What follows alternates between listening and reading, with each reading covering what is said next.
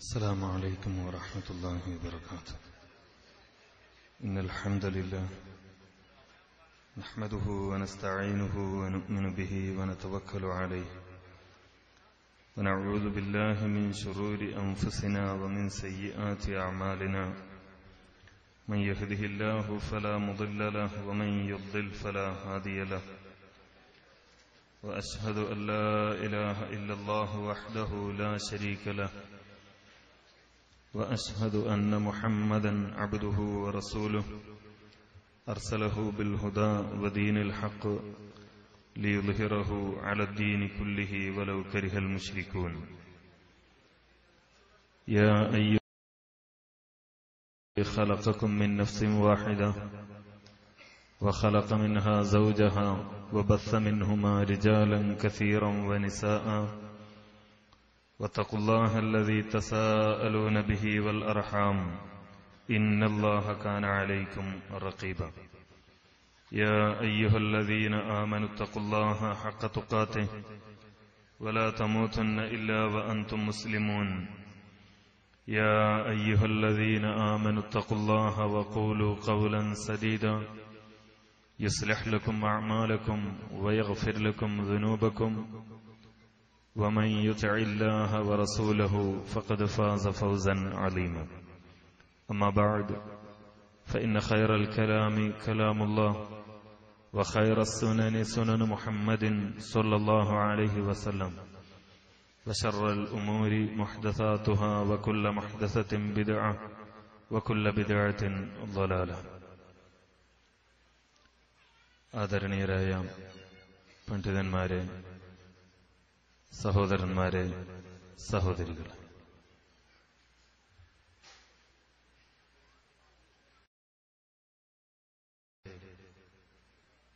ഒരു നൂറ്റാണ്ട് എന്ന നമ്മുടെ സമ്മേളനത്തിന്റെ പ്രമേയവുമായി ബന്ധപ്പെട്ട് ചില കാര്യങ്ങൾ നിങ്ങളുടെ ശ്രദ്ധയിൽപ്പെടുത്തുക എന്നതാണ് എന്നെ ഏൽപ്പിച്ചിരിക്കുന്ന ഉത്തരവാദിത്വം. പലപ്പോഴായി സമ്മേളനത്തിന്റെ ദാഴിമാർ പ്രബോധകരെ ഒരുക്കുന്നതിന്റെ ഭാഗമായി ഈ വിഷയം ചില യോഗങ്ങളിലൊക്കെ അവതരിപ്പിച്ചിട്ടുണ്ടെങ്കിലും അപ്പോഴൊന്നുമില്ലാത്ത ഒരു ചെറിയ പ്രയാസത്തോടുകൂടിയാണ് ഞാനിവിടെ എഴുന്നേറ്റ് നിൽക്കുന്നത്.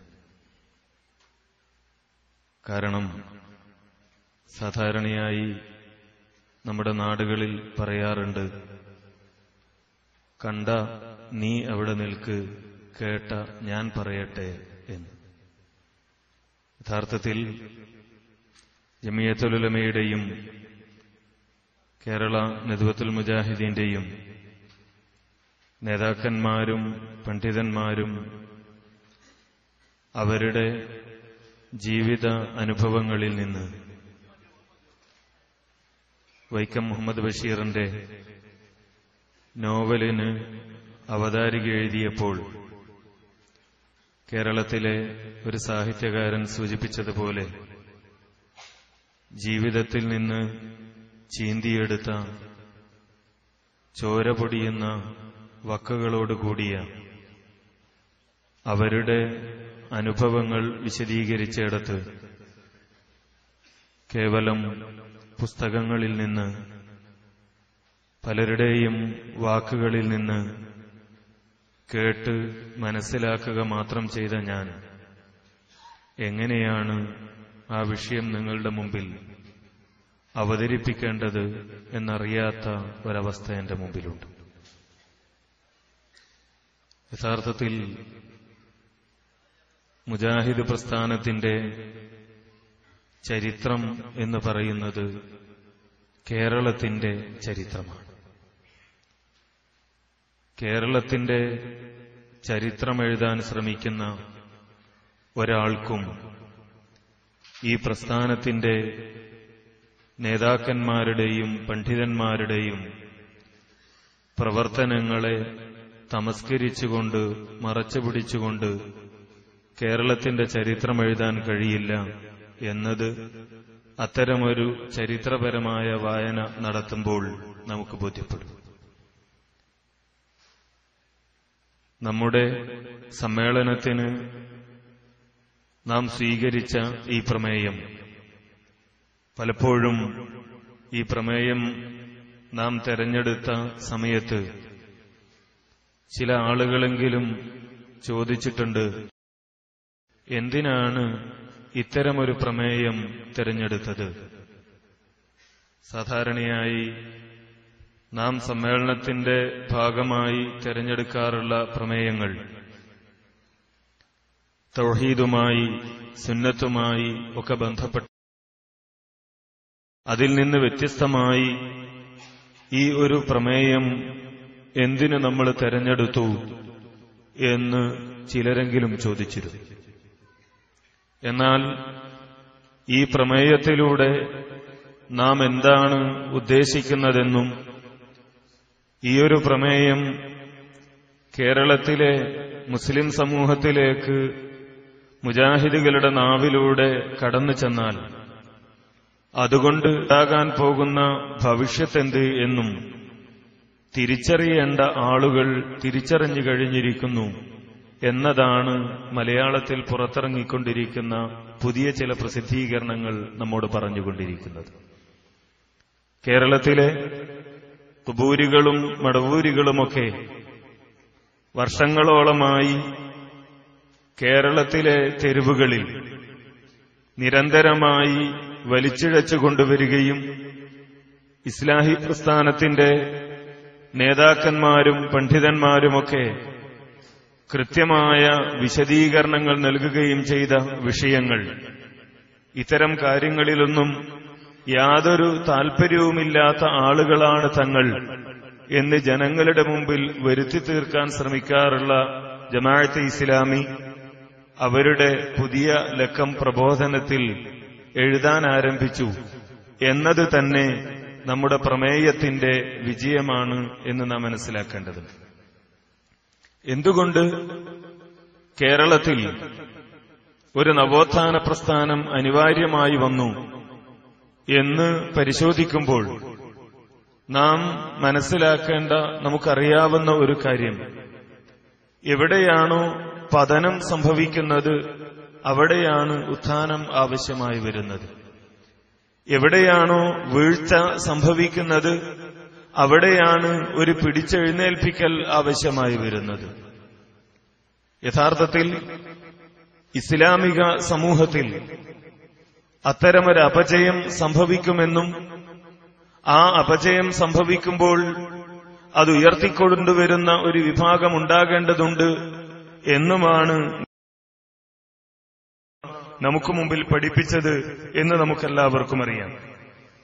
അല്ലാഹുവിന്റെ റസൂൽ പറഞ്ഞതായി ഇമാം ബുഖാരിയും ഇമാം മുസ്ലിമും ഉദ്ധരിക്കുന്ന ഹദീസിൽ കാണാം, ലതത്തബിഉന്ന സനന മൻ കാന ഖബലകും ശിബ്റൻ ബിശിബ്രിൻ വദിറാഅൻ ബിദിറാ.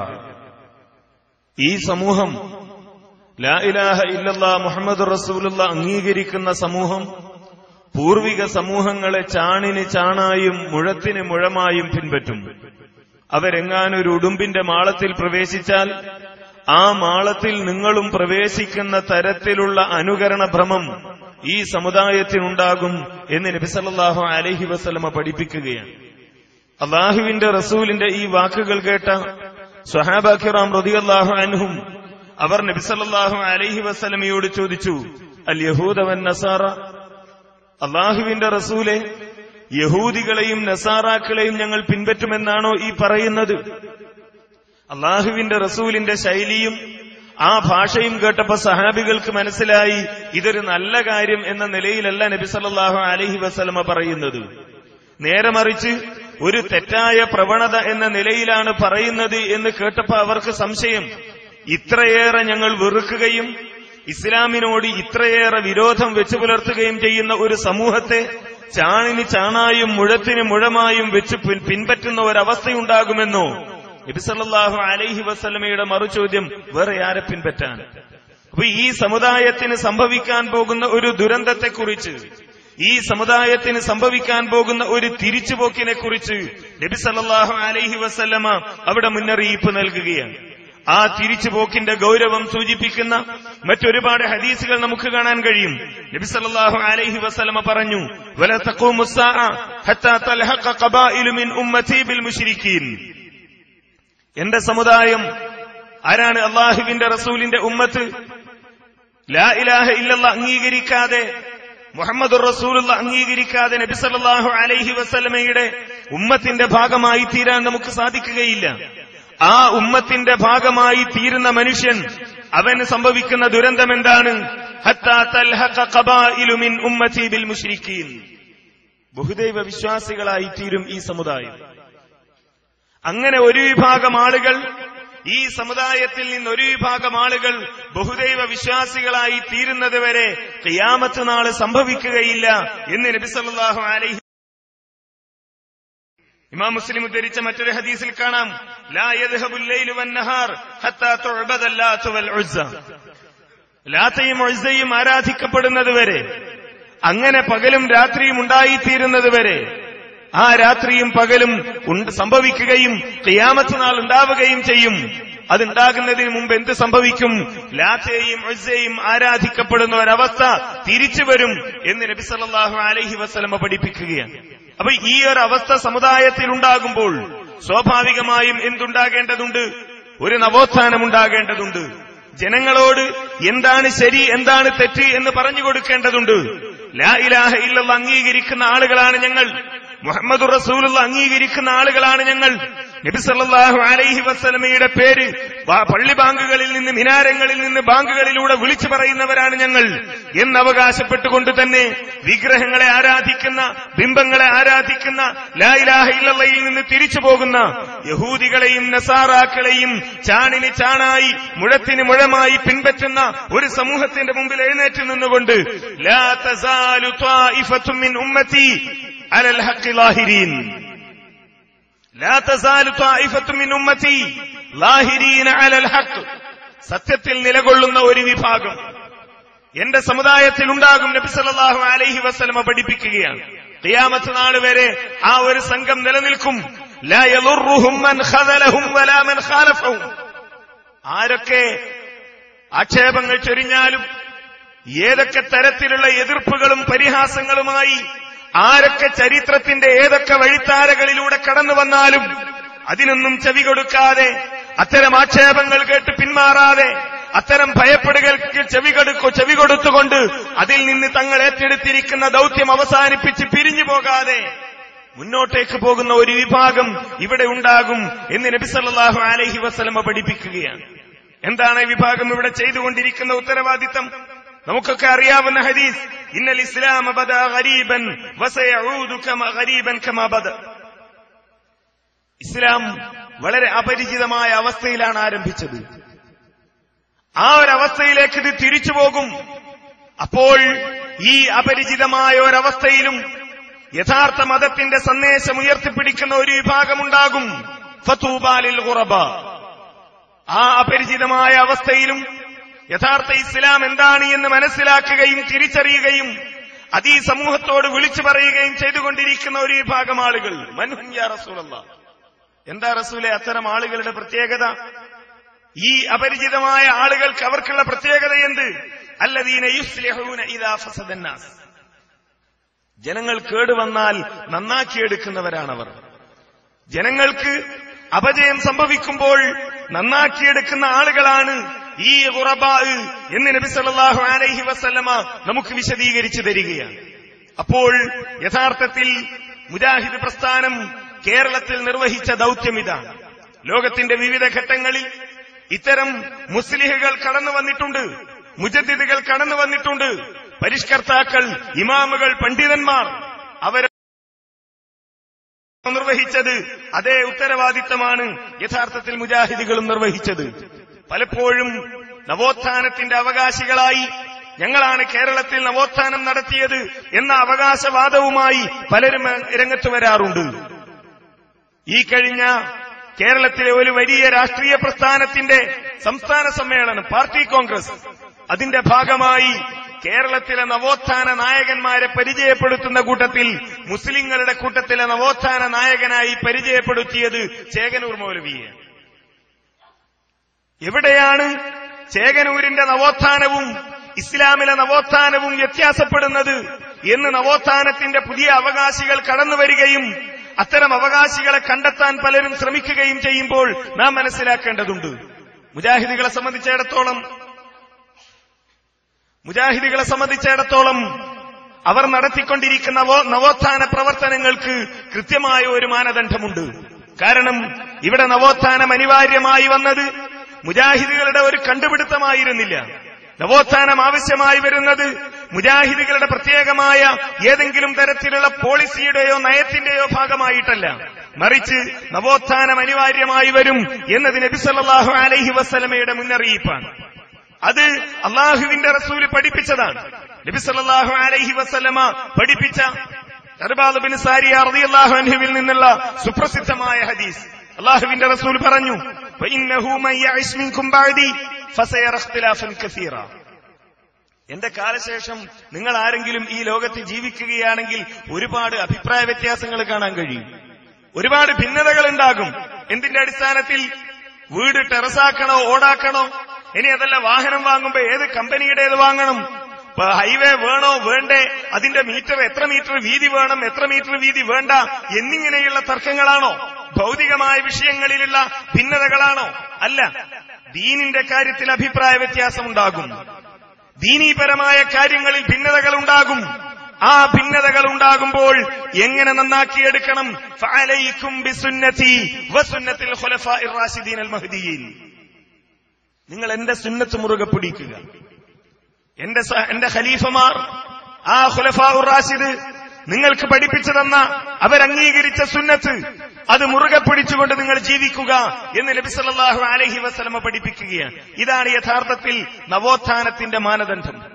നവോത്ഥാനം നടത്താൻ ഒരുങ്ങുന്ന ഏത് സമൂഹവും ഈ ഒരു മാനദണ്ഡം ഉയർത്തിപ്പിടിച്ചുകൊണ്ട് നവോത്ഥാനം നടത്തിയാൽ മാത്രമാണ് അത് യഥാർത്ഥ നവോത്ഥാനമായി തീരുന്നത്. ഖുർആനിനെ നിഷേധിച്ചുകൊണ്ട് ഒരാൾക്ക് നവോത്ഥാനം നടത്താൻ കഴിയില്ല.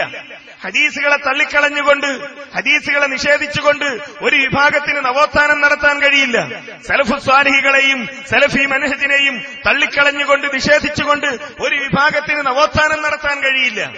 നമുക്കറിയാമല്ലോ, നമ്മുടെ ജീവിതത്തിൽ ഏതെങ്കിലും വസ്തുക്കൾ കേടുവന്നാൽ അത് നന്നാക്കുന്നതിന് ചില മാനദണ്ഡങ്ങളുണ്ട്. നമ്മുടെ ഫോണ് കേടുവന്നാൽ അതൊരിക്കലും തന്നെ ഒരു ടൊയോട്ടയുടെയോ അതല്ലെങ്കിൽ മറ്റേതെങ്കിലും കമ്പനിയുടെയോ വർക്ക്ഷോപ്പിൽ കൊണ്ടുപോയല്ല അത് നന്നാക്കുന്നത്. ഒരു ഫോണ് നന്നാക്കുന്നതിന് അതിന്റേതായ മാനദണ്ഡമുണ്ട്. നമ്മുടെ വാഹനം കേടുവന്നാൽ നന്നാക്കുന്നതിന് അതിന്റേതായ മാനദണ്ഡവും അതിന്റെ ഉപകരണങ്ങളുമുണ്ട്. നമ്മുടെ ശരീരത്തിനാണെന്നെങ്കിലും കേട് സംഭവിച്ചതെങ്കിൽ അത് നന്നാക്കുന്നതിന് അതിന്റേതായ മാനദണ്ഡങ്ങളും അതേപോലെ തന്നെ ഉപകരണങ്ങളുമുണ്ട്. ഇതേപോലെ അള്ളാഹുവിന്റെ ദീൻ ഈ സമൂഹത്തിലെ പൗരോഹിത്യത്തിന്റെയും അതേപോലെ തന്നെ അള്ളാഹുവിന്റെ ദീനിന്റെ എതിരാളികളുടെയും എതിർപ്പുകളിലൂടെ ആ ദീനിന് പതനം സംഭവിക്കുമ്പോൾ, ആ ദീൻ അപകടത്തിലേക്ക് ആളുകൾ കൊണ്ടുപോകുമ്പോൾ, ശരിയായ മാർഗത്തിൽ നിന്ന് ആളുകൾ അതിനെ തെറ്റിച്ചു കളയുമ്പോൾ അതിനെ നന്നാക്കിയെടുക്കാനുള്ള മാനദണ്ഡമാണ് അള്ളാഹുവിന്റെ ഖുർആനും അതേപോലെ തന്നെ നബി സല്ലല്ലാഹു അലൈഹി വസല്ലമയുടെ സുന്നത്തും. ഫഇൻ തനാസഅതും ഫീ ശൈഇൻ ഫറുദ്ദൂഹു ഇലല്ലാഹി വറസൂൽ. അഭിപ്രായ വ്യത്യാസം ഉണ്ടാവില്ല എന്നല്ല.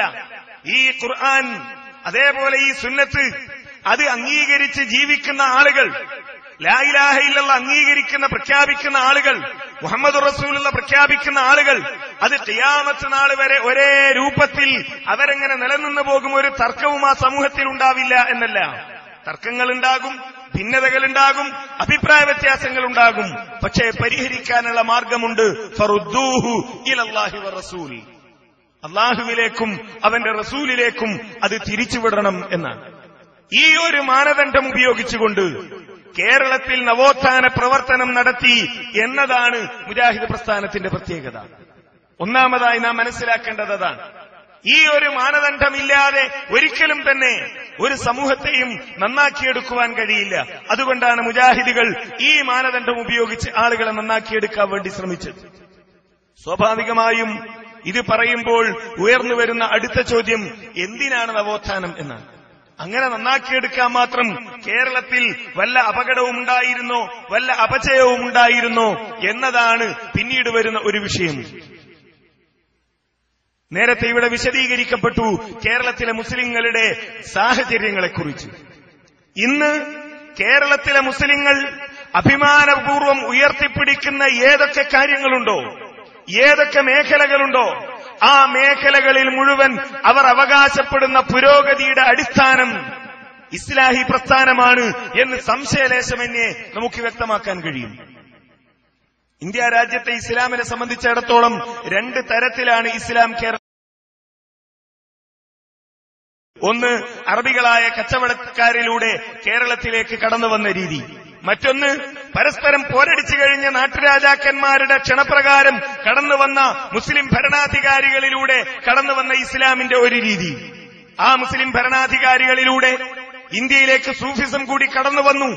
ആ സൂഫിസത്തിന്റെ സ്വാധീനത്തിൽ പെടുകയും അതുമായി കലർത്തപ്പെടുകയും ചെയ്ത ഒരു ഇസ്ലാമാണ് പിന്നീട് ഉത്തരേന്ത്യയിൽ രൂപപ്പെടുന്നത് നമുക്ക് കാണാൻ സാധിക്കുക. പിന്നീട് കേരളത്തിലേക്കും ആ സൂഫിസം കടന്നു വരുന്നതോടുകൂടി അപചയം ആരംഭിക്കുകയാണ്. അവിടെയാണ് ആളുകൾ തെറ്റായ ഒരു മാർഗത്തിലേക്ക് നീങ്ങിപ്പോകുന്ന പ്രവണത നമുക്ക് കാണുവാൻ സാധിക്കുന്നത്. നവോത്ഥാനത്തിന്റെ അവകാശികളായ നാം തീർച്ചയായും ഈ 2 സാഹചര്യങ്ങളെക്കുറിച്ച് ബോധവാന്മാരായിരിക്കണം. ബഹുമാന്യനായ AP എപ്പോഴും പറയാറുണ്ട്, നൂറ്റാണ്ടുകളോളം മുസ്ലിങ്ങൾ ഭരണം നടത്തിയ പ്രദേശമാണ് ഉത്തരേന്ത്യ. ഗസ്നിമാരുടെ, ഗോറിമാരുടെ, മുഗളന്മാരുടെ ഒക്കെ നൂറ്റാണ്ടുകൾ നീണ്ടുനിന്ന ഭരണം. ഇന്ത്യ രാജ്യത്തെ മൊത്തം വിലക്ക് വാങ്ങാൻ കഴിയുമായിരുന്ന, ഇന്നത്തെ ഇന്ത്യയല്ല, അന്നത്തെ ഈ അഖണ്ഡ ഭാരതം എന്നൊക്കെ പറയാറുള്ള ആ ഇന്ത്യ രാജ്യത്തെ മൊത്തം വിലക്ക് വാങ്ങാൻ കഴിയുമായിരുന്ന രാജാക്കന്മാർ ഭരിച്ച ഉത്തരേന്ത്യയും ഇന്നത്തെ കേരളവും തമ്മിലുള്ള വ്യത്യാസം നാം ഒന്ന് താരതമ്യം ചെയ്തു നോക്കുക. എന്തുകൊണ്ട് കേരളത്തിൽ ഈ മാറ്റമുണ്ടായി? വിദ്യാഭ്യാസ രംഗത്ത് കേരളത്തിന്റെയും ഉത്തരേന്ത്യയുടെയും അവസ്ഥയെന്ത്? സാംസ്കാരിക രംഗത്ത് കേരളത്തിന്റെയും ഉത്തരേന്ത്യയിലുള്ള മുസ്ലിങ്ങളുടെയും അവസ്ഥയെന്ത്? രാഷ്ട്രീയ ബോധം കേരളത്തിലെ മുസ്ലിങ്ങളിലും ഉത്തരേന്ത്യൻ മുസ്ലിങ്ങളിലും എങ്ങനെ നിലനിൽക്കുന്നു? മതപരമായ ബോധം എങ്ങനെ നിലനിൽക്കുന്നു എന്ന് പരിശോധിക്കുമ്പോഴാണ് അതിന്റെ ഉത്തരമായി മുജാഹിദ് പ്രസ്ഥാനത്തിന്റെ സാന്നിധ്യം കേരളത്തിൽ നമുക്ക് കാണുവാൻ സാധിക്കുക. ഏതൊരു സമൂഹവും പുരോഗതിയിലേക്ക് നീങ്ങുന്നത് വിദ്യാഭ്യാസത്തിലൂടെയാണ് എന്ന് നമുക്കറിയാം.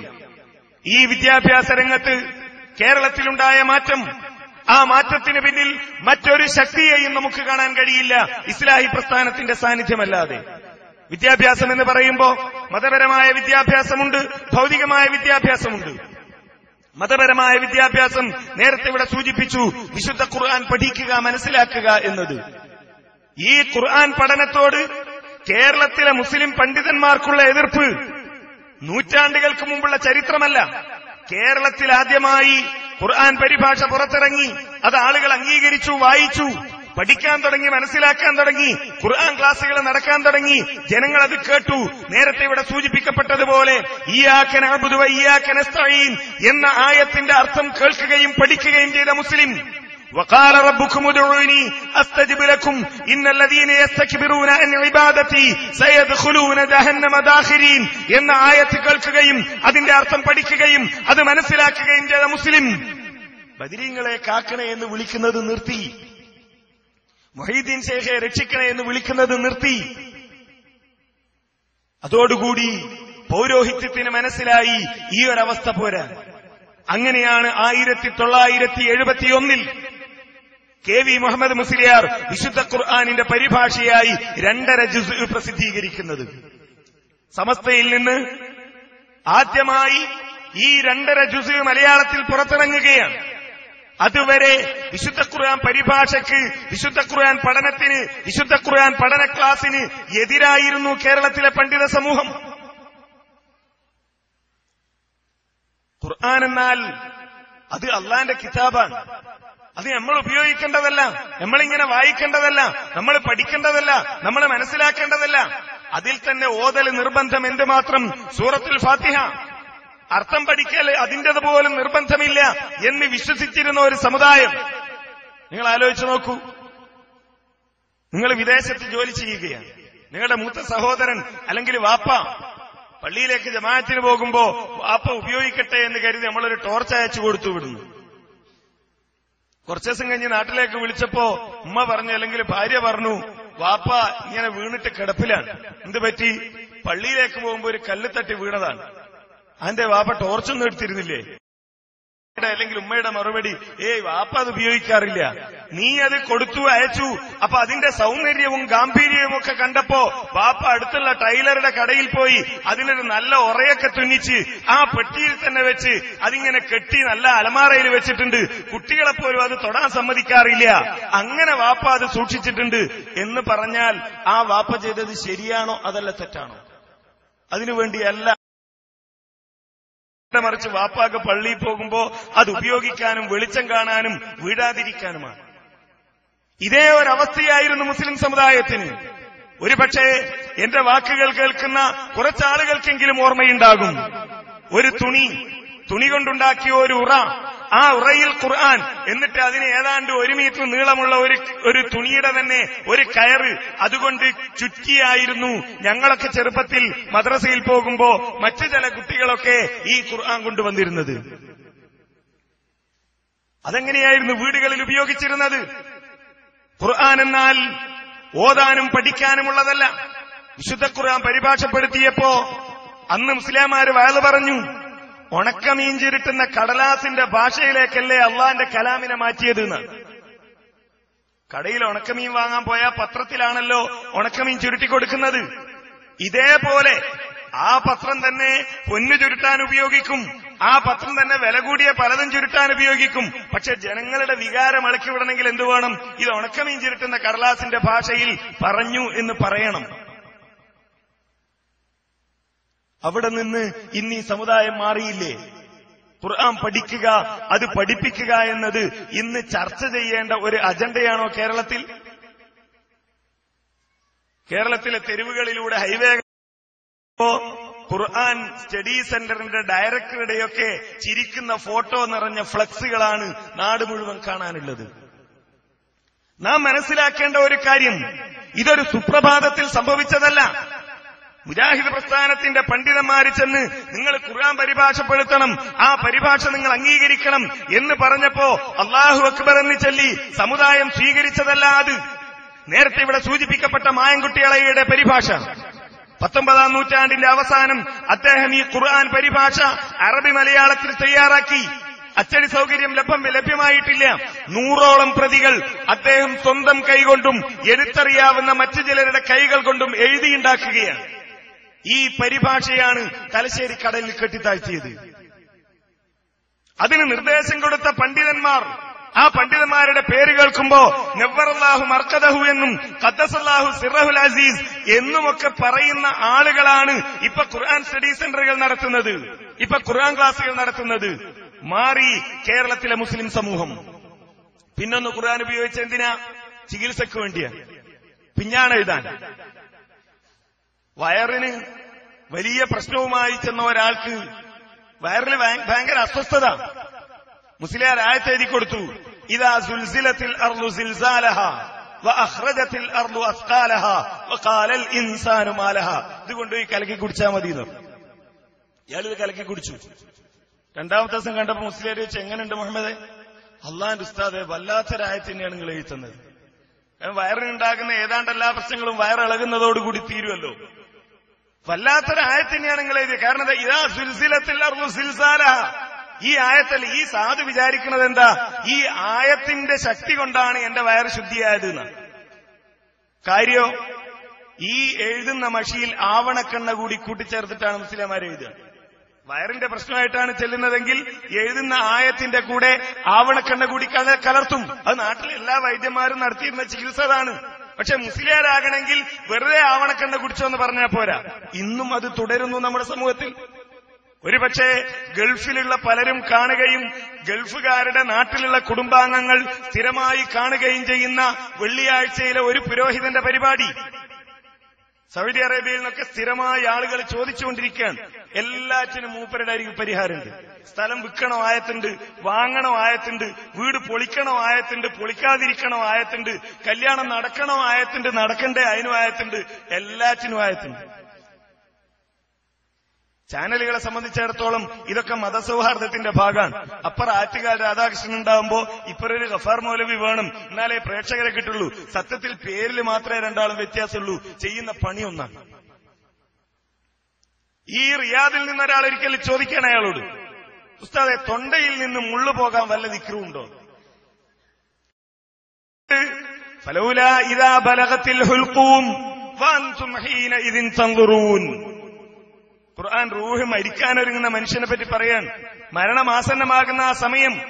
അപ്പോ മനുഷ്യന്റെ മനസ്സിലിങ്ങനെ ഓർമ്മ വരികയാണ് ചെയ്ത കാര്യങ്ങളൊക്കെ.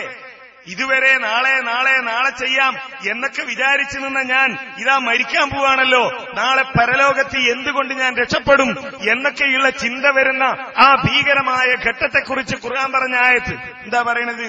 ഇത് 7 പ്രാവശ്യം ഓതി ചോറിലോ പഴത്തിലോ ഊതി വിഴുങ്ങുക. തൊണ്ടയിൽ പണ്ട് ചെറുപ്പത്തിൽ ചോറ് തിന്നുമ്പോ മുള്ളു കൊടുങ്ങാത്ത ഒരാളും ഉണ്ടാവില്ല. അപ്പോഴൊക്കെ നമ്മളെ ഉമ്മാമ്മമാര് നമ്മളോട് എന്താ പറഞ്ഞേരല്? എടാ കുറച്ച് പച്ചച്ചോറ് കറിയാവാതെ ഉരുട്ടി വിഴുങ്ങിക്കോന്ന് പറയും. അല്ലെങ്കിൽ പിന്നെ ഒരു പഴമുറിച്ച് എന്നിട്ട് അത് വിഴുങ്ങാൻ പറയും. ഇത് ഉമ്മാമ്മമാര് ചെയ്യുന്ന പണിയാണ്.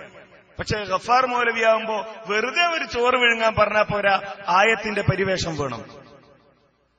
ആയത്തിന്റെ പരിവേഷം വേണം എല്ലാറ്റിനും. ഈ തരത്തിൽ മുസ്ലിങ്ങൾക്ക് ആദരവുള്ളതിനെയൊക്കെ കച്ചവടമാക്കി മാറ്റുന്ന ഒരവസ്ഥ. വിശുദ്ധ ഖുർആൻ അള്ളാഹുവിന്റെ റസൂല് എങ്ങനെ പഠിപ്പിച്ചോ അവിടെ നാം നിൽക്കേണ്ടതുണ്ട്. അതാണ് മുജാഹിദ് പ്രസ്ഥാനത്തിന്റെ പ്രത്യേകത. പലപ്പോഴും നമ്മൾ ഈ പുസ്തകം റുഖിയ ശറഇയ്യ എന്ന അതുമായി ബന്ധപ്പെട്ട പുസ്തകം ജമിയത്തുൽ ഉലമ ഇറക്കാനുള്ള കാരണം അതാണ്. ഖുർആൻ തെറാപ്പി എന്ന പേര് പറഞ്ഞുകൊണ്ട്, ആത്മീയ ചികിത്സയുടെ പേര് പറഞ്ഞുകൊണ്ട് ഓരോരുത്തരും അവരവർക്ക് തോന്നിയ ചികിത്സാ സമ്പ്രദായങ്ങൾ ഉണ്ടാക്കാൻ തുടങ്ങി. അവരവർക്ക് തോന്നിയ രൂപത്തിൽ ചികിത്സിക്കാനുള്ള ഏർപ്പാടുകൾ ആരംഭിച്ചു. ചിലര് കെട്ടിടാൻ തുടങ്ങി, ചിലര് കെട്ടിടാതെ ഓതാൻ തുടങ്ങി. അതേപോലെ തന്നെ ചിലര് മുൻകൂട്ടി, പണ്ടൊക്കെ 27-ാം രാവിന് മുസ്ലിയാമാര് തിരക്കാവും വിദ്യാർത്ഥിയാണ്. അപ്പോ ഈ എന്താ ചെയ്യാന്ന് വെച്ചാൽ യാസീൻ ഒരു നോമ്പ് 20 തന്നെ ഓതാൻ തുടങ്ങും. എന്നിട്ട് ഓതിയിട്ടായി ചരടിന്റെ, കാരണം ഒരാളെ കബറും പുറത്തുനിന്ന് യാസീൻ ഓതിയാല് അപ്പോഴത്തേക്ക് കച്ചവടം പൊളിയും. അതുകൊണ്ട് എന്ത് ചെയ്യാ, എന്നിട്ട് കബറും പുറത്തെത്തിയിട്ട് ബിസ്മില്ലാഹിർ റഹ്മാനിർ റഹീം എന്ന് പറഞ്ഞിട്ട് ഒരു കെട്ടയക്കും. അപ്പൊ എന്തായി? ഒരു യാസീനായി. കാരണം ഇത് ആദ്യം ഊതി വെച്ചിട്ടുണ്ട്. അതേപോലെ ചിലര് നമ്മള് സാധാരണ ഈ ബാർബർ ഷോപ്പിലൊക്കെ ഉപയോഗിക്കുന്ന സ്പ്രേയർ, അതിലാദ്യം തന്നെ ഊതി വെക്കുകയാണ്. എന്നിട്ടോ രോഗിയുടെ അടുത്തെത്തുമ്പോൾ ഇത് അടിക്കുന്ന ഏർപ്പാട്. ഗ്ലൗസും അതേപോലെ ഈ സ്പ്രേയറും ഇതേപോലെയുള്ള കാര്യങ്ങളുമായി ചികിത്സക്ക് നടക്കുന്ന സമ്പ്രദായം തുടങ്ങി. കേരളത്തിന് പുറത്ത് ആളുകൾ അത്തരം ചികിത്സാ കേന്ദ്രങ്ങൾ ആരംഭിച്ചു. കേരളത്തിൽ അത്തരം ചികിത്സാ കേന്ദ്രങ്ങൾ ചില ആളുകൾ ആരംഭിക്കാനുള്ള ശ്രമം നടത്തി. ഇങ്ങനെ ഞാൻ പറയുന്നത് ഏതൊരു നവോത്ഥാനമാണോ നാം നടത്തിയത് അതിലേക്ക് തിരിച്ചു കൊണ്ടുപോകാനുള്ള ശ്രമം പല ഭാഗങ്ങളിൽ നിന്നായി ഉണ്ടായിക്കൊണ്ടിരിക്കുന്നു. നവോത്ഥാനം അവസാനിപ്പിക്കാനായിട്ടില്ല എന്നർത്ഥം. ഇവിടെ നിന്നാണ് ഈ വിശുദ്ധ ഖുർആനിനെ ആദരിക്കേണ്ടതുണ്ട്, പഠിക്കേണ്ടതുണ്ട്, മനസ്സിലാക്കേണ്ടതുണ്ട്. അള്ളാഹുവിന്റെ റസൂൽ അത് എങ്ങനെയൊക്കെ നമുക്ക് പഠിപ്പിച്ചു തന്നിട്ടുണ്ടോ, പ്രാർത്ഥനകളിൽ, മന്ത്രങ്ങളിൽ അത് എങ്ങനെ ഉപയോഗിക്കുന്നത് അള്ളാഹുവിന്റെ റസൂല് പഠിപ്പിച്ചു തന്നിട്ടുണ്ടോ, അവിടെ നാം നിൽക്കുകയും ആ തരത്തിൽ അത് മനസ്സിലാക്കുകയും ചെയ്യേണ്ടതുണ്ട് എന്ന് മുജാഹിദ് പ്രസ്ഥാനം ഈ സമൂഹത്തെ പഠിപ്പിച്ചു. അതേപോലെ വിശുദ്ധ ഖുർആൻ പഠിക്കാനുള്ള കേന്ദ്രങ്ങൾ, മദ്രസകൾ ഇവിടെ വിശദീകരിക്കപ്പെട്ടു. ചാലിലകത്ത് കുഞ്ഞു മുഹമ്മദ് ഹാജി, കേരളത്തിൽ ഇന്ന് നിലവിലുള്ള ഏത് പണ്ഡിതനും, സാധാരണ സുന്നി പണ്ഡിതന്മാരൊക്കെ പറയാറുണ്ടല്ലോ, ഞങ്ങൾ ഇവിടുന്ന് ഒരു കണ്ണി വലിച്ചു കുലിക്കാൻ അവിടെ റൗള ഷരീഫ് എന്നതിന്റെ മറ്റേ തല കുലുങ്ങും എന്നാണ്. അത്രയും പാരമ്പര്യം ഞങ്ങൾക്ക് അവകാശപ്പെടാനുണ്ട്. കേരളത്തിൽ ഇന്ന് ജീവിച്ചിരിക്കുന്ന ഏത് പണ്ഡിതന്മാർക്കും ഈ കണ്ണി കുലുക്കണമെങ്കിൽ ചാലിലകത്തിലൂടെ അല്ലാതെ മേലോട്ടേക്ക് പോകില്ല. എല്ലാവരും ചാലിലകത്തിന്റെ ശിഷ്യന്മാരാണ്. ആ ചാലിലകത്ത് വഹാബിയാണ് എന്ന് പറഞ്ഞാൽ പിന്നെ അതിന്റെ മേലോട്ട് കുലുങ്ങൂലല്ലോ. ഈ ചാലിലകത്ത് മദ്രസ പ്രസ്ഥാനത്തിന് രൂപം കൊടുക്കുമ്പോ കേരളത്തിലെ പൗരോഹിത്യത്തിന്റെ ചർച്ച എന്താ? അങ്ങനെ മായ്ക്കുന്ന പൊടി താഴെ വീണാൽ ഖുർആൻ ചവിട്ടിയതിന് സമയമല്ലേ നടത്താൻ പറ്റുമെന്നാണ്. ഈ മദ്രസകളിലേക്ക് പെൺകുട്ടികൾ പോകാൻ പറ്റുമോ ഇല്ലേ ചർച്ച ചെയ്തു കേരളത്തിലെ മുസ്ലിം സമൂഹം. ഇന്നും കേരള നദ്വത്തുൽ മുജാഹിദീന് നേതൃത്വം നൽകിക്കൊണ്ടിരിക്കുന്ന ബഹുമാന്യനായ എ.പി. അബ്ദുൽ ഖാദർ മൗലവി, അദ്ദേഹം പറയാറുണ്ട്, അദ്ദേഹം പൊന്നാനിയിൽ വാദപ്രതിവാദത്തിന് പോവുകയാണ്. എന്തിന്? അല്ലാത്തവരോട് പ്രാർത്ഥിക്കാൻ പാടുണ്ടോ ഇല്ലേ എന്നതല്ല ചർച്ച. സ്ത്രീകൾ പള്ളിയിൽ പോകാൻ പാടുണ്ടോ ഇല്ലേ എന്നതല്ല ചർച്ച. മറിച്ച് ചർച്ച പെൺകുട്ടികൾ കയ്യെഴുത്ത് പഠിക്കാൻ പാടുണ്ടോ ഇല്ലേ എന്നതാണ്. പെൺകുട്ടികൾ കയ്യെഴുത്ത് പഠിക്കാൻ പാടുണ്ടോ ഇല്ലേ എന്ന് വാദപ്രതിവാദം നടത്താൻ വേണ്ടി പോയ പണ്ഡിതനാണ് ഇന്നും കേരളത്തിൽ മുജാഹിദ് പ്രസ്ഥാനത്തിന് നേതൃത്വം നൽകിക്കൊണ്ടിരിക്കുന്നത്. അഥവാ ഇത് നൂറ്റാണ്ടുകൾക്ക് മുമ്പുള്ള ചരിത്രമല്ല എന്നർത്ഥം. ആ ഒരവസ്ഥയിൽ നിന്ന് മാറിയോ കേരളം? ധൈര്യമുള്ളത് സുന്നികളുടെ പ്രസിദ്ധീകരണങ്ങളിലൊക്കെ വൈവാഹിക പരസ്യങ്ങൾ കാണാറുണ്ട്. വിദ്യാഭ്യാസ യോഗ്യത ചെറുപ്പക്കാരന്റേത്, അതേപോലെ യുവതിയുടെ വിദ്യാഭ്യാസ യോഗ്യതയൊക്കെ. ഇന്നേ വരെ ഒരു ചെറുപ്പക്കാരൻ ഞാൻ പലപ്പോഴും നോക്കി, അക്ഷരാഭ്യാസമില്ലാത്ത, എഴുത്തും വായനയും അറിയാത്ത ഒരു മുസ്ലിം യുവതിയെ ആവശ്യമുണ്ട് എന്ന് പറഞ്ഞിട്ട് ഒരു SSFകാരന് ഇന്ന് വരെ പരസ്യം കൊടുത്തിട്ടില്ല. എന്തേ? പഴയ ഉലമാക്കള് 1921 മുജാഹിദുകൾ ഭിന്നിപ്പും കൊണ്ട് കടന്നു വന്നത്. അതിലേക്ക് തിരിച്ചുപോയാൽ എല്ലാ പ്രശ്നങ്ങളും അവസാനിക്കും എന്ന് പറയുന്ന ആളുകൾക്ക് അങ്ങനെ ചെയ്തൂടെ? ഇല്ല. ഇതേപോലെ തന്നെ ഭൗതിക രംഗത്ത് ഭൗതിക വിദ്യാഭ്യാസം വിശദീകരിക്കേണ്ടതില്ല. വക്കം അബ്ദുൽ ഖാദർ മൗലവി ഒരു കാലത്ത് ഇന്ന് TTC സെന്ററുകളും BEd സെന്ററുകളും നിർവഹിക്കുന്ന ഉത്തരവാദിത്വം നിർവഹിച്ച ആളാണ് വക്കം അബ്ദുൽ ഖാദർ മൗലവി. SCERTയും NCERTയും ഒക്കെ നിർവഹിക്കുന്ന ഉത്തരവാദിത്വം. പാഠപുസ്തകം ഉണ്ടാക്കുന്ന അദ്ദേഹം, പാഠപുസ്തകം ഉണ്ടാക്കുന്നത് വക്കം മൗലവി, അതിന്റെ സിലബസ് നിശ്ചയിക്കുന്നത് വക്കം മൗലവി, അതിലേക്ക് അധ്യാപകരെ നിശ്ചയിക്കുന്ന അദ്ദേഹം പരസ്യം കൊടുക്കുക. അറബി എഴുതാൻ അറിയുന്ന, വായിക്കാൻ അറിയുന്ന, മലയാളം വായിക്കാൻ അറിയുന്ന ആളുകൾ ആവശ്യമുണ്ട്. വന്നാൽ എന്ത് ചെയ്യാൻ? സർക്കാർ സ്കൂളിൽ ജോലി തരാം. വക്കം മൗലവി നോക്കിയിട്ട് ഇയാൾക്ക് വായിക്കാനും എഴുതാനും ഒക്കെ അറിയാം, ഇയാൾ അധ്യാപകനായി നിയമിക്കാമെന്ന് എഴുതി അടിയിൽ ഒപ്പൂട്ട് കൊടുത്ത മാഷാകാണ് സർക്കാരിന്റെ ശമ്പളത്തിൽ. ആ വക്കം അബ്ദുൽ ഖാദർ മൗലവിയെ പറ്റി 9ാം ക്ലാസ്സിലെ അറബി പാഠപുസ്തകത്തിലുള്ള ഭാഗം നീക്കം ചെയ്യണമെന്ന് ആവശ്യപ്പെട്ട് സമരം നടത്തിയരാ കേരളത്തിലെ മുസ്ലിം സമുദായം. സംഘടനകൾ ആലോചിക്കുന്നത് മെഡിക്കൽ കോളേജും അതേപോലെ എഞ്ചിനീയറിംഗ് കോളേജും ഒക്കെയാണ്. സംഘടനകളുടെ നേതാക്കന്മാര് നിങ്ങളുടെ അടുത്ത് വരാറുണ്ടല്ലോ, കലക്ഷന് വേണ്ടി വരുന്ന മറ്റു പല സംഘടനകളുടെയും ആളുകൾ. എന്തിനാ? നമുക്കൊരു എഞ്ചിനീയറിംഗ് കോളേജ് വേണം, നമുക്കൊരു മെഡിക്കൽ കോളേജ് വേണം. ഉത്തരേന്ത്യയിൽ ചെന്ന് നോക്കൂ നിങ്ങൾ, ഒരു LP സ്കൂൾ പോലും നടത്തുന്ന മുസ്ലിം സംഘടനകളില്ല അവിടെ. പണ്ടാരോ പറഞ്ഞതുപോലെ എവിടെ താറിട്ട റോഡ് അവസാനിക്കുന്നോ അവിടെ മുസ്ലിം ഗല്ലികൾ ആരംഭിക്കുകയാണ്. എവിടെ ഇലക്ട്രിക് പോസ്റ്റുകൾ അവസാനിക്കുന്നോ അവിടെ നിന്ന് അങ്ങോട്ടാണ് മുസ്ലിം ഗ്രാമങ്ങൾ ആരംഭിക്കുന്നത്. ഇപ്പൊ ഒന്നുകൂടി കൂട്ടി പറയാം, എവിടെ പട്ടാള ബാരക്കുകൾ ആരംഭിക്കുന്നോ അവിടെ നിന്ന് അങ്ങോട്ട് മുസ്ലിം ഗല്ലി തുടങ്ങുകയാണ്. എന്തുകൊണ്ടിതുണ്ടായി? മുജാഹിദ് പ്രസ്ഥാനം ഉണ്ടാക്കിയ മാറ്റം രണ്ടാമത്തേത് രാഷ്ട്രീയ ബോധമുണ്ടാക്കിയെന്നാണ്. കേരളത്തിലെ മുസ്ലിങ്ങൾക്ക് അത്തരൊരു ബോധം ഇന്ത്യൻ നാഷണൽ കോൺഗ്രസ്, മുസ്ലിം ലീഗ്, ഈ രണ്ടിനും നേതൃത്വം നൽകിയിരുന്നവരാരായിരുന്നു കേരളത്തിൽ? മുഹമ്മദ് അബ്ദുറഹ്മാൻ സാഹിബ്, ഇ മൊയ്ത് മൗലവി, കട്ടലശ്ശേരി മുഹമ്മദ് മുസ്ലിയാർ ഇന്ത്യൻ നാഷണൽ കോൺഗ്രസിന്റെ സാരഥികളായി മുന്നിൽ നിന്നു. KM മൗലവി, KMCD സാഹിബ്, അതേപോലെ ഉള്ള നേതാക്കന്മാർ, ഇസ്ലാഹി പ്രസ്ഥാനത്തിന്റെ നേതാക്കന്മാർ മുസ്ലിം ലീഗിന്റെ പിന്നിൽ അണിനിരന്നു, സ്വാതന്ത്ര്യത്തിനു വേണ്ടി പോരാടി. അപ്പോ ഈ 1920കളിലെ സംഘർഷാവസ്ഥയൊക്കെ കഴിഞ്ഞ് 1926 ഇന്ത്യയുടെ വൈസ്രോയിയായി ഇർവിൻ പ്രഭുവിനെ നിയമിച്ചു. അത് നിയമിച്ചപ്പോ അദ്ദേഹത്തിനെതിരെ ഇന്ത്യയിലെ സ്വാതന്ത്ര്യ സമര സേനാനികൾ അക്രമം നടത്തി. ആ അക്രമത്തിന് പ്രതിഷേധിച്ചുകൊണ്ട് നമ്മുടെ സമസ്ത പറഞ്ഞതെന്താ? നമ്മുടെ വൈസ്രോയിയായ ഇർവിൻ പ്രഭുവും പത്നിയും ഏതോ ഒരു സർക്കിട്ട് കഴിഞ്ഞ് ഡൽഹി പട്ടണത്തിലൂടെ സഞ്ചരിക്കവേ ഏതോ ദുഷ്ടന്മാർ അവർക്കെതിരെ ബോംബാക്രമണം നടത്തിയതിൽ ഈ യോഗം വ്യസനിക്കുകയും ഭാഗ്യവശാൽ യാതൊന്നും ഫലിക്കാതെ പോയതിൽ അളവറ്റ ആനന്ദത്തെ വെളിവാക്കുകയും ചെയ്യുന്നു. നമ്മുടെ വൈസ്രോയി എന്ന് പറഞ്ഞാൽ സമസ്തക്ക് വൈസ്രോയി ഉണ്ടോ? സമസ്തക്ക് വൈസ്രോയിനെ നിശ്ചയിക്കുന്ന ഏർപ്പാടില്ലല്ലോ. ബ്രിട്ടീഷ് വൈസ്രോയിക്കെതിരെ ദേശസ്നേഹികൾ നടത്തിയ അക്രമത്തെ അപലപിച്ചു സമസ്ത. ആ അക്രമത്തിന് ഈ ദേശസ്നേഹം അവരെ പ്രേരിപ്പിച്ചതിൽ ഒരു ഘടകം മലബാറിന് കൂടിയുണ്ട്. നമുക്കൊക്കെ അറിയാവുന്ന വേഗൻ ട്രാജഡി. ആ വേഗൻ ട്രാജഡി ചരിത്രമറിയാത്തവരില്ലല്ലോ. അതിൽ നിന്ന് രക്ഷപ്പെട്ട മനുഷ്യർ പറയുന്ന ചരിത്രമുണ്ട്. ഞങ്ങൾ യാത്ര ആരംഭിച്ചു. അരിയും സിമന്റും ഒക്കെ കൊണ്ടുപോകാൻ ഇന്ന് ഉപയോഗിക്കുന്ന വാഗണിൽ ജീവനുള്ള മനുഷ്യരെ കുത്തി നിറക്കുകയാണ് ബ്രിട്ടീഷ് പട്ടാളം. കുടിക്കാൻ വെള്ളമില്ല, കഴിക്കാൻ ഭക്ഷണമില്ല. അല്പദൂരം മുന്നോട്ടേക്ക് പോയപ്പോ, തൊണ്ട വരളാൻ തുടങ്ങിയപ്പോ ഈ മനുഷ്യർ പരസ്പരം നക്കിക്കുടിക്കുകയാണ് വിയർപ്പ്. അത് പോരാതെ വന്നപ്പോ തന്റെ സഹോദരനെ ഒഴിക്കുന്ന മൂത്രം അത് കയ്യിലെടുത്ത് കുടിക്കുന്നു. അതും അവസാനിച്ചപ്പോ പരസ്പരം മാന്തിപ്പൊളിക്കുകയാണ്. അന്യന്റെ ശരീരത്തിൽ നിന്ന് ഒഴുകി വരുന്ന ചോര നക്കിക്കുടിക്കുന്നു മനുഷ്യർ ജീവിതം നിലനിർത്താൻ. അവസാനം പോത്തന്നൂരെത്തി തുറന്നു നോക്കിയപ്പോ മനുഷ്യ ശവശരീരങ്ങൾ ഉരുണ്ടു വീണു ആ വാഗണിൽ നിന്ന്. ഈ വേദനാജനകമായ അനുഭവം മലബാറിലെ മുസ്ലിങ്ങൾക്കുണ്ടായി.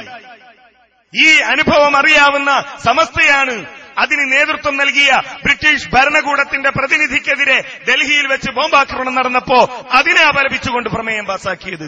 പറയാൻ കഴിയോ ഈ രാജ്യത്തോട് കൂറുണ്ടായിരുന്നു, ജനങ്ങൾക്ക് രാഷ്ട്രീയ ബോധമുണ്ടായിരുന്നു എന്ന്? ജമാഅത്തെ ഇസ്ലാമി നിർവഹിച്ചത് അതേ ഉത്തരവാദിത്തമാണ്. ജനങ്ങളെ രാഷ്ട്രീയ സ്വാതന്ത്ര്യ സമരത്തിൽ നകറ്റി എന്തിനാ ഞങ്ങൾ സമരം ചെയ്യുന്നത്? ലാത്ത പോയാൽ മനാത്തയല്ലേ വരാൻ പോകുന്നത് എന്നാ സുന്നി മൗലവിമാര് പറഞ്ഞതോ? ഒരിക്കലും ബ്രിട്ടീഷുകാർക്കെതിരെ സമരം ചെയ്യാൻ പാടില്ല. കാരണം എന്താ? ഓൽ അഹ്ലി കിതാബാണ്. അഹ്ലി കിതാബ് പോയാൽ പിന്നെ ഇവിടെ വരാനുള്ള മുശ്രിക്കുകളാണ്. നമുക്ക് കൂടുതൽ സ്നേഹം ആരോടാണ്? അഹ്ലി കിതാബിനോടാണ്. അതുകൊണ്ട് ഓല് പോകാൻ സമരം ചെയ്യാൻ പാടില്ല എന്നായിരുന്നു ഖുതുബി മുഹമ്മദ് മുസ്ലിയാരുടെ ഫത്വ. ഇതെന്തുകൊണ്ടുണ്ടായി? ഈ രാഷ്ട്രീയ ബോധം അത് ഇസ്ലാഹി പ്രസ്ഥാനത്തിന്റെ സംഭാവനയാണ്. ഉത്തരേന്ത്യയിൽ ഇന്നെന്താ രാഷ്ട്രീയം? ആരാ പച്ചപ്പുതപ്പ് പുതക്കണത്? ആരാ അജ്മീർ ജാറത്ത് ചെന്നിട്ട് തലയിൽ പൂവിന്റെ കൊട്ടയം വെച്ച് നടക്കുന്നത്? ഓലാണ് മൗലാന. ഒരു കൊല്ലം മുലായം സിംഗ് യാദവാകും, പിറ്റത്തെ കൊല്ലം അഖിലേഷ് യാദവാകും, പിറ്റത്തെ കൊല്ലം മായാവതിയാകും, ഇനി അതല്ലെങ്കിൽ വേറൊരു പുതിയ മൗലാനിയാകും. അതിനപ്പുറത്ത് എന്തൊരു രാഷ്ട്രീയ ബോധമുണ്ടവിടെ? മുജാഹിദ് പ്രസ്ഥാനം വരുത്തിയ മാറ്റമാണത്. എന്നാൽ ഈ വസ്തുതകളൊക്കെ ഭൗതികമായി ഇങ്ങനെ ഒരുപാട് കാര്യം. ഭാഷ എന്താ? പണ്ടൊക്കെ വയല് പറഞ്ഞിരുന്നത്, പണ്ടത്തെ വയലുകളിൽ തലവൈബാറത്ത് എന്ന് പറഞ്ഞിട്ടൊരു കാര്യം പറയാറുണ്ടായിരുന്നു. എന്ന് പറഞ്ഞാൽ വയല് എന്ന് പറഞ്ഞാൽ തന്നെ ആളെയൊക്കെ ഒരു സംഗതി മനസ്സിലാക്കാനാണല്ലോ.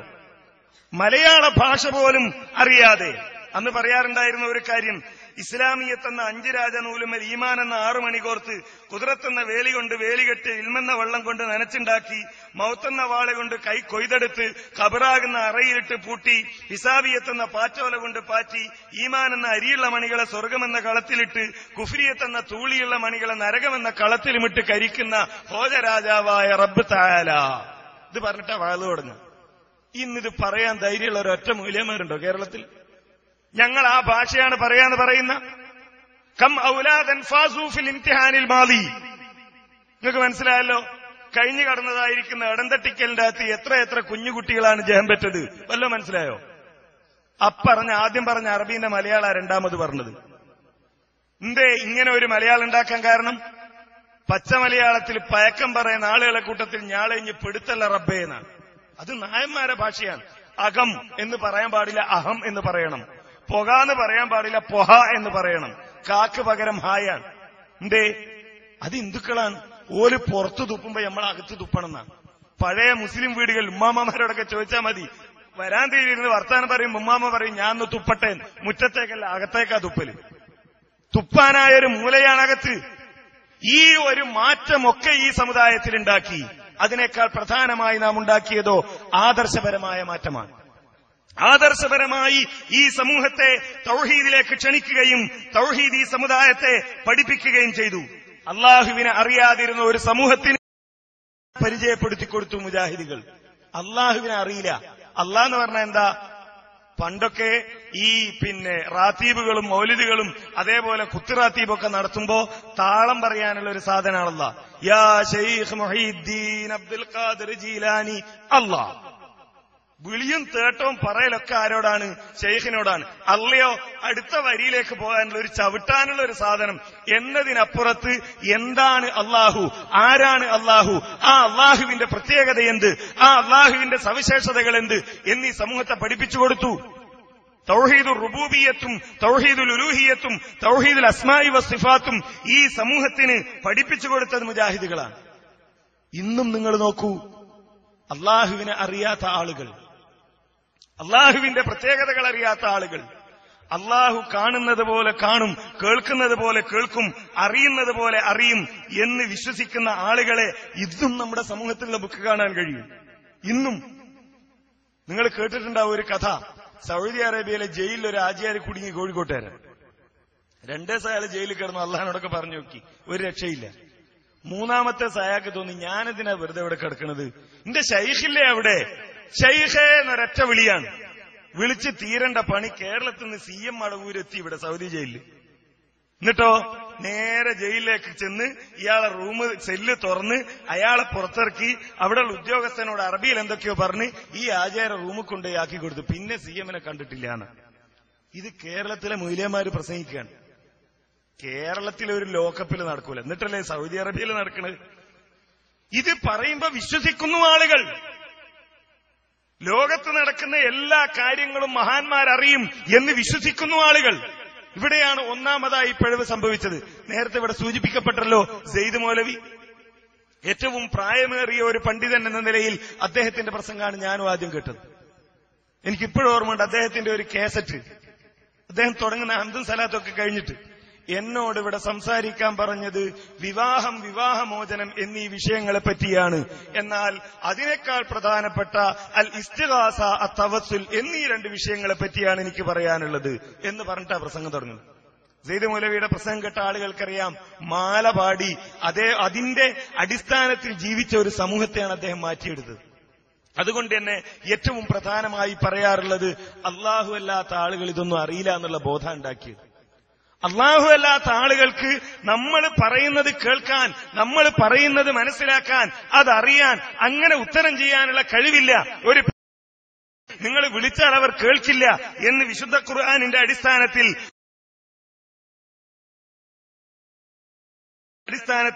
ഈ സമൂഹത്തിന് അവർ വിശദീകരിച്ചു കൊടുത്തു. ഗൈബുമായി ബന്ധപ്പെട്ട ആയത്തുകൾ ഞാനിവിടെ വിശദീകരിക്കേണ്ടതില്ല, നമുക്കറിയാം. ആദ്യത്തെ മനുഷ്യന്റെ ചരിത്രം തന്നെ മറഞ്ഞ കാര്യം അറിയില്ല എന്നുള്ളതിനുള്ള തെളിവാണ്. ഇത് തിന്നരുത് എന്ന് പറഞ്ഞിട്ടുണ്ടല്ലേ, തിന്നാൽ എന്താ ഉള്ളതെന്നറിയോ, നിങ്ങൾ ഇവിടെ ശാശ്വതവാസികളാകും, മലക്കുകളാകും, അതുകൊണ്ടാണ് നിങ്ങളോട് ഇത് തിന്നരുത് എന്ന് പറഞ്ഞത്. തിന്നോന്ന് ആദം നബി എന്താ പറഞ്ഞത്? ഇബ്ലീസേ, എന്റെ ഒരുപാട് നൂറ്റാണ്ട് കഴിഞ്ഞിട്ട് വരുന്ന തലമുറയിൽപ്പെട്ട എന്റെ ഒരു മകനാണ് ഷെയ്ഖ് മുഹീദ്ദീൻ. അയാൾ അവസ്ഥ എന്താണെന്നറിയോ? കുപ്പിയകത്തുള്ള വസ്തുവിനെ പോലെ കാണാൻ ഞാൻ നിങ്ങളുടെ കൽബകമെന്നോ പറഞ്ഞ, കൽബിന്റെ ഉള്ളിലുള്ളത് കാണാൻ അയാൾക്ക് കഴിയും. പിന്നെ എന്റെ കാര്യം പറയാനുണ്ടോ? നീ വന്ന് തട്ടിപ്പാണ് എന്നും പറ്റിക്കാനാ വന്നതെന്നൊക്കെ എനിക്കറിയില്ലേ, അതുകൊണ്ട് നീ നിന്റെ പണി നോക്കി പോയിക്കോന്ന് പറഞ്ഞോ? ഇല്ല. ആദ്യത്തെ മനുഷ്യന്റെ ചരിത്രം ഖുർആൻ പഠിപ്പിക്കുന്നത് അവിടുന്ന്. അവിടെ നിന്നാണ് മനുഷ്യന്റെ ചരിത്രം ആരംഭിക്കുന്നത്. ഈ ദൂതന്മാരുടെ ചരിത്രത്തിൽ എമ്പാടും നമുക്ക് കാണാൻ കഴിയുന്നത് അതാണ്. ഇത് പറഞ്ഞുകൊണ്ടാണ് പണ്ഡിതന്മാര് പറഞ്ഞത് നമ്മൾ അള്ളാഹുവിനോട് പ്രാർത്ഥിക്കണം. നമുക്കറിയാമല്ലോ, വിശുദ്ധ ഖുർആൻ പറഞ്ഞ വളരെ കൃത്യമായി വിശദീകരിച്ച ദാലിക്കുമുല്ലാഹു റബ്ബുക്കും, അള്ളാഹിന്റെ പ്രത്യേകതകൾ ഇങ്ങനെ പറയാൻ. എന്താണ് അള്ളാഹു, അള്ളാഹുവിന്റെ പ്രത്യേകതകൾ എന്ത് എന്ന് വിശദീകരിച്ചതിന് ശേഷം പറഞ്ഞു ദാലിക്കുമുല്ലാഹു റബ്ബുക്കും, ഇതാ നിങ്ങളുടെ റബ്ബ്. ലഹുൽ മുൽക്ക് വല്ലദീന തദ്ഊന മിൻ ദൂനിഹി മാ യംലികൂന മിൻ ഖിത്മീർ. ഒന്ന്, അല്ലാതെ നിങ്ങൾ ആരോട് ദുആ ചെയ്താലും മാ യംലികൂന മിൻ ഖിത്മീർ, നിങ്ങൾക്ക് ഒരു ഉപകാരം ചെയ്യാനുള്ള കഴിവ് അവർക്കില്ല. ഒരു കാരക്കക്കുരുവിന്റെ മുകളിലുള്ള പാടയിടാത്ര പോലും കഴിവ് അവർക്കില്ല. ഇൻ തദ്ഊഹും ലാ യസ്മഉ ദുആഅക്കും, നിങ്ങൾ വിളിച്ചാലോ നിങ്ങളെ ദുആ അവർ കേൾക്കൂല. വലൗ സമീഉ മസ്തജാബു ലക്കും, ഇനി കേട്ടാലോ ഉത്തരം ചെയ്യൂല. ഈ 3 സംഗതി ഈ സമുദായത്തെ പഠിപ്പിച്ചു നമ്മൾ.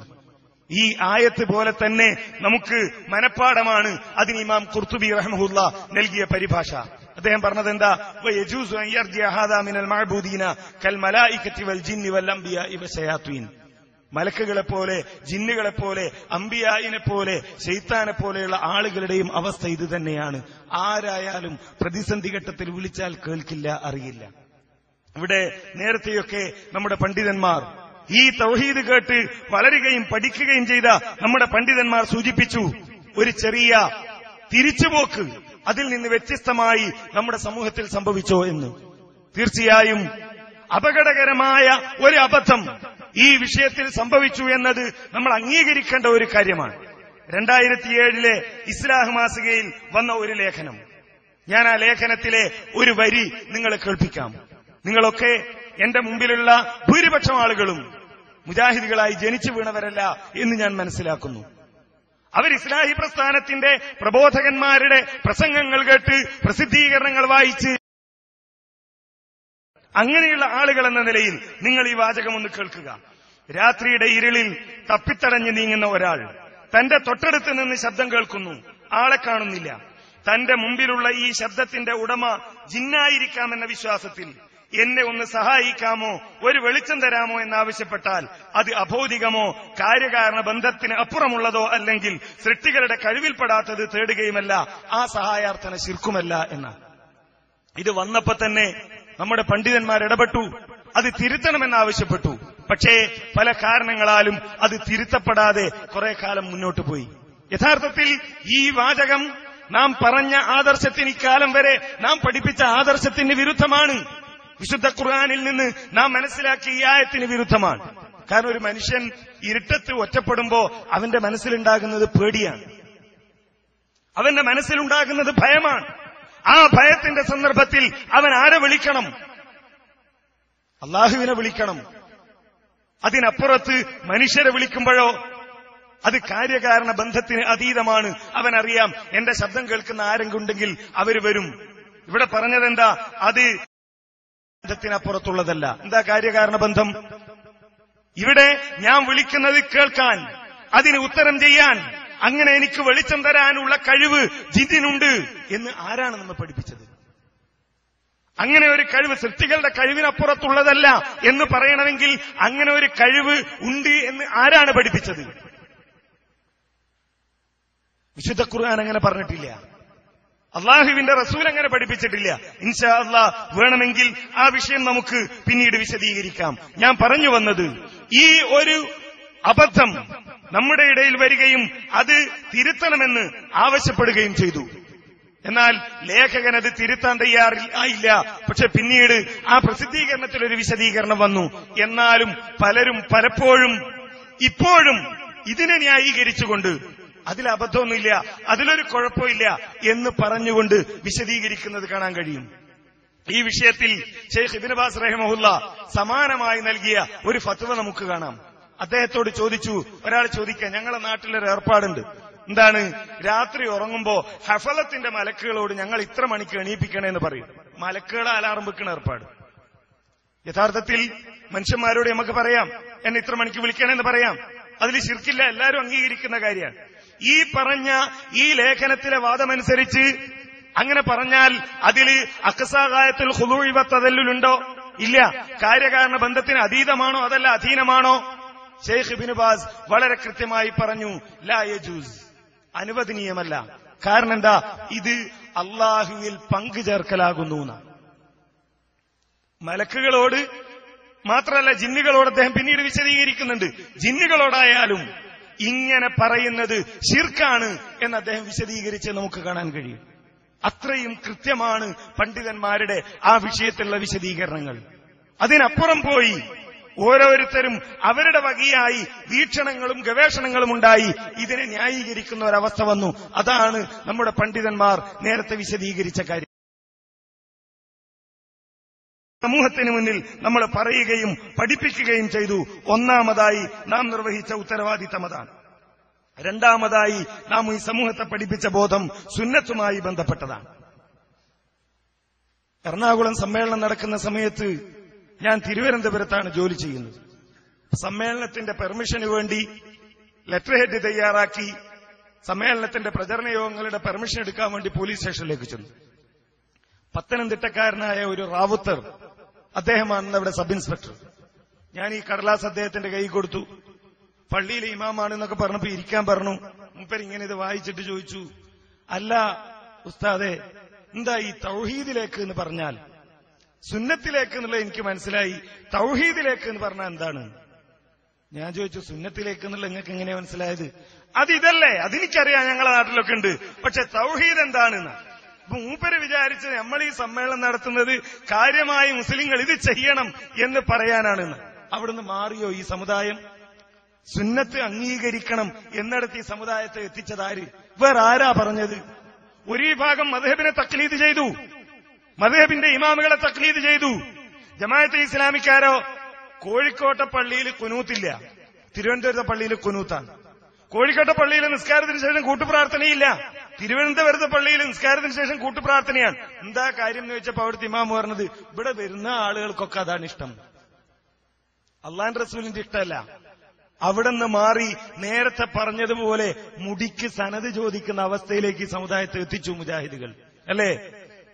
ഇപ്പൊ പ്രസംഗിക്കുന്ന മൗലവിമാര് നബി സല്ലല്ലാഹു അലൈഹി വസല്ലമയുടെ വാക്ക്, നബി സല്ലല്ലാഹു അലൈഹി വസല്ലമയുടെ പ്രവൃത്തി, നബി സല്ലല്ലാഹു അലൈഹി വസല്ലമയുടെ ആസാറ് എന്തായാലും അതിന് സനത് വേണം എന്നാണ്. ഇത് മുജാഹിദുകൾ പണ്ട് പറഞ്ഞപ്പോ എന്താ പറഞ്ഞത്? നിങ്ങളാരാ ഒരു സനത് ചോദിക്കണവര്? നിങ്ങളൊരു സ്വഹീഹ് ലൈഫൊക്കെ മനസ്സിലാകണവര്. നമുക്ക് സമുദായത്തോട് പറയാനുള്ളത് എന്താ?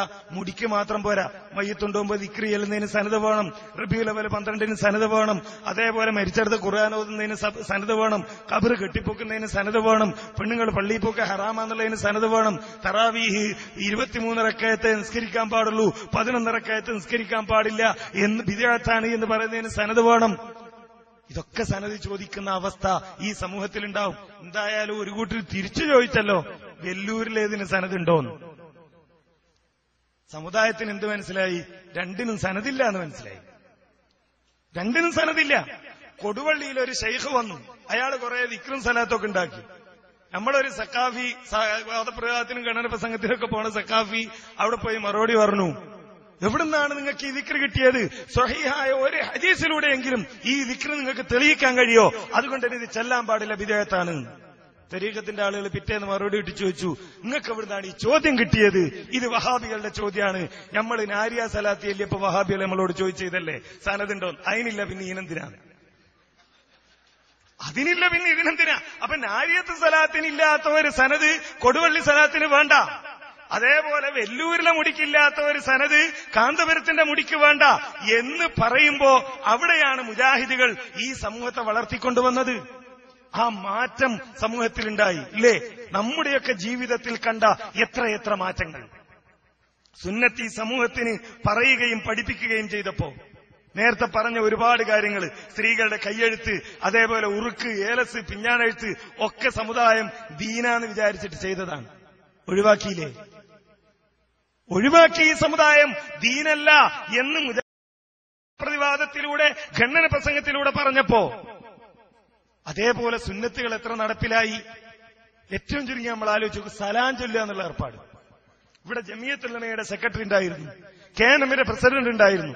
ഓല് പുറത്തേക്ക് ഇറങ്ങിയാൽ ഈ ചെറിയ കുട്ടി വരെ കണ്ടാ എന്ത് പറയും? അസ്സലാമു അലൈക്കും പറയാലോ, ഒരു പ്രയാസമില്ല. എന്നാ കാന്തപുരത്തിന്റെ മുമ്പിൽ ചെന്ന് സലാം ചൊല്ലാൻ ധൈര്യമുള്ള സിഫർ ഉണ്ടാവോ? ഉണ്ടാവില്ല. നമ്മൾ എന്റെ ഈ വാക്ക് കേൾക്കണ എത്ര ആൾ അവനവന്റെ വാപ്പാനോട് സലാം ചൊല്ലിയിട്ടുണ്ട്? ചെല്ലൂല. വാപ്പാരോടൊന്നും സലാം ചെല്ലാൻ പാടില്ല, ഉമ്മാരോടും സലാം ചെല്ലാൻ പാടില്ല എന്ന് വിശ്വസിച്ചിരുന്ന ഒരവസ്ഥയിൽ നിന്ന് നമ്മളെ മക്കളെ നമ്മളോട് സലാം ചെല്ലുന്നില്ലേ? മുജാഹിദ് കുടുംബത്തെ പറ്റിയല്ല ഞാൻ പറയുന്നത്. നമ്മള് മുജാഹിദുകളായതാണെങ്കിൽ നമ്മളെ വാപ്പാരും ഉമ്മാനോട് എപ്പോഴെങ്കിലും സലാം ചെല്ലണേ നമ്മൾ കേട്ടണോ? ഉണ്ടാവില്ല. അവിടെ നീ സമുദായത്തെ മാറ്റി അവിടെ മുതൽ അങ്ങോട്ട് ഈ സമുദായത്തിലുണ്ടാക്കി സ്ത്രീധനത്തിന്റെ കാര്യം തള്ളിപ്പറയാൻ തുടങ്ങിയില്ലേ? പൗരോഹിത്യം വരെ ഇതുണ്ടാക്കിയത് മുജാഹിദ് പ്രസ്ഥാനമാണ്. അത് വളരെ ഗൗരവത്തോടുകൂടി ഈ വസ്തുത നമ്മൾ തിരിച്ചറിയേണ്ടതുണ്ട്. ഏത് മാറ്റം, ഏത് പുരോഗതി മുസ്ലിം സമൂഹത്തിൽ മാത്രം ഒതുങ്ങി നിൽക്കുന്നതല്ല. ശ്രീനാരായണ ഗുരുവിന്റെ ചരിത്രം പരിശോധിച്ചാൽ കാണാം, അദ്ദേഹം വക്കം മൗലവിയുടെ അരികിൽ വന്ന് ഈ നവോത്ഥാനം എങ്ങനെയാണ് തന്റെ സമുദായത്തെ അദ്ദേഹം നന്നാക്കിയെടുക്കുന്നത് എന്ന് ശ്രീനാരായണ ഗുരു വക്കം മൗലവിയുടെ അരികിലിരുന്നാ വന്ന് പഠിച്ചത്. അവരൊക്കെ മുജാഹിദുകളാണ്, അവരൊക്കെ വഹാബികളാണ്, അവരൊക്കെ പിഴച്ചവരാണ് എന്ന് പറയുന്നവരാണ് ഇന്ന് നവോത്ഥാനത്തിന്റെ ആളുകളായി രംഗത്ത് വരുന്നത്. ഇത് ഈ സമൂഹത്തോട് പറയാൻ നമുക്ക് കഴിയണം. അതോടൊപ്പം തന്നെ ബിദ്അത്തുകളുടെ ഗൗരവം ഈ സമൂഹത്തെ ബോധ്യപ്പെടുത്തിയത് മുജാഹിദുകളാണ്. ബിദ്അത്തുകൾ ഏത് മൊയ്ലിയാർക്കും ഏത് സ്വലാത്തും ഉണ്ടാക്കാം, ദിക്റും ഉണ്ടാക്കാം, അതേപോലെ ആചാരങ്ങളും അനുഷ്ഠാനങ്ങളും ഉണ്ടാക്കാം എന്ന അവസ്ഥയിൽ നിന്ന് ഈ സമുദായത്തെ മാറ്റി നാം വളർത്തിക്കൊണ്ടുവന്നു. ആ ഒരു മാറ്റം ഈ സമുദായത്തിൽ നാം ഉണ്ടാക്കി. തീർച്ചയായും അത് ഇനിയും തുടർന്നു കൊണ്ടുപോകേണ്ടത് നമ്മളാണ്. നേരത്തെ പറഞ്ഞതുപോലെ ഇതൊന്നും ഒരു സുപ്രഭാതത്തിൽ ഉണ്ടായതല്ല. നമ്മൾ മനസ്സിലാക്കേണ്ട കാര്യമാണ്. സെയ്ദ് മൗലവിയുടെ കഴുത്തിൽ പടക്കത്തിന്റെ മാല കെട്ടിത്തൂക്കിയത് നിങ്ങൾ കേട്ടല്ലോ നേരത്തെ. മെലിഞ്ഞ മനുഷ്യൻ, കടലിൽ ജോലി ചെയ്യുന്ന പോർട്ടർമാരായ ആളുകൾ സ്റ്റേജിന്റെ മുകളിൽ കയറിയിട്ട് കഴുത്ത് പടക്കത്തിന്റെ മാലയുടെ സിഗർലൈറ്റ് അരച്ച് തീ കൊടുക്കുകയാണ്, പൊട്ടി. അദ്ദേഹത്തിന്റെ അരികിൽ അന്നത്തെ കമ്മ്യൂണിസ്റ്റ് പാർട്ടിയുടെ നേതാവ് സഖാബ് ഇമ്പിച്ചിവാവോ എന്ന് ചോദിച്ചു. മൗലവി നിങ്ങളൊന്ന് സമ്മതം തന്നാ മതി, ചെയ്ത ആളാന്ന് നമുക്കറിയാം, ഞങ്ങൾ പരാതി കൊടുക്കാം, നിങ്ങൾ സമ്മതം കിട്ടിയാൽ മതി. മൗലവിയുടെ മറുപടി, എന്തിനാണ്, അവരറിയാത്തതുകൊണ്ട് ചെയ്തതല്ലേ, ഞാൻ നരകത്തുനിന്ന് അവരെ രക്ഷിപ്പിക്കാനാണ് ഇത് പറയുന്നത് എന്ന് മനസ്സിലാകാത്തതുകൊണ്ടല്ലേ അവരിത് ചെയ്തത്, അതുകൊണ്ട് എനിക്കൊന്നും കൂടി സമാധാനപൂർവ്വം അതവിടെ പറയാനുള്ളൊരു ചാൻസ് കിട്ടിയാൽ മതി. അങ്ങനെ വളർത്തിയെടുത്ത ഒരു സംഘടനയാണിത്. നമ്മൾ തളരാൻ പാടില്ല, നമ്മൾ തകരാൻ പാടില്ല, നമ്മൾ പിന്നോട്ട് പോകാൻ പാടില്ല, മറിച്ച് മുന്നോട്ടേക്ക് ഈ സമുദായത്തെ നന്നാക്കിയെടുക്കുന്ന ഉത്തരവാദിത്തം ഈ പറഞ്ഞ രൂപത്തിൽ ഏറ്റെടുത്തുകൊണ്ട് മുന്നോട്ടേക്ക് പോകാൻ നാം തയ്യാറാകണം. അത് അള്ളാഹുവിനെ സഹായിക്കലാണ്. അപ്പോൾ മാത്രമാണ് അള്ളാഹുവിന്റെ സഹായം നമുക്കുമുണ്ടാവുക എന്ന തിരിച്ചറിവോടുകൂടി നാം മുന്നോട്ട് പോവുക. അള്ളാഹു സുബ്ഹാനഹു വ തആല നമ്മെ അനുഗ്രഹിക്കുമാറാകട്ടെ. വൽഹംദുലില്ലാഹി റബ്ബിൽ ആലമീൻ. അസ്സലാമു അലൈക്കും.